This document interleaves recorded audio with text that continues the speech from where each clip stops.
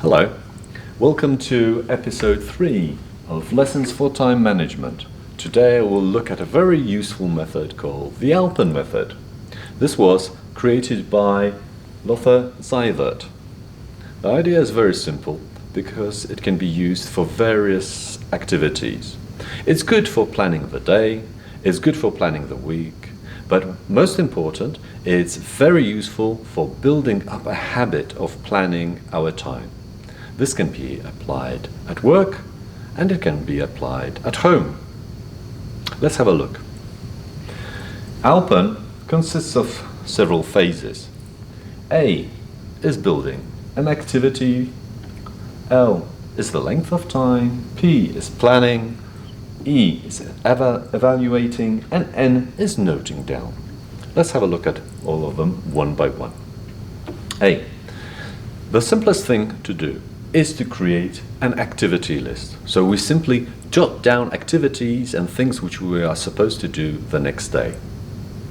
Some of us can also add little information notes to show a group and a type of a thing which is going to happen. Here I've put T, and for me T stands for telephone and M stands for meeting. This will be useful for abbreviation that can be applied in the planning process further on.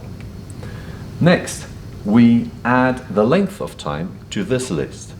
There are no extra time margins, just approximation. That's what we put in. So a rough length, how long this is going to take. Then we move to the planning phase, which is very important, because we have to think of breaks, pauses, apply the principle of 60-20-20, which we discussed earlier, and think of buffers should things go wrong, something should happen. And last but not least, it's good to think of chunks of work of similar type that should go together.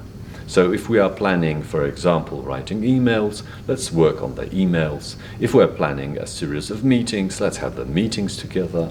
If we're planning telephone conversations, let's have a group of telephone conversations. So that's very important. Then, having done that, we move to evaluating what we create. And we prioritize what is the most important thing for the day. In that case, we make sure that the most important things are included in the plan. And that's how our day goes on.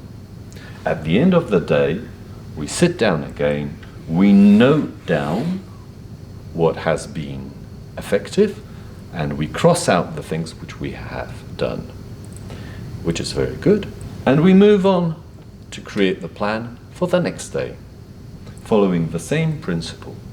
The fabulous thing is to do that at the end of the day when things are done, so that the following day when we come in to work, we have a ready plan for the entire day and we don't waste time looking and thinking, considering what should be done at first hand or simply later. To sum up, ALPEN is a very simple tool for time planning which we can use absolutely everywhere, at our work, at home, for many, many things.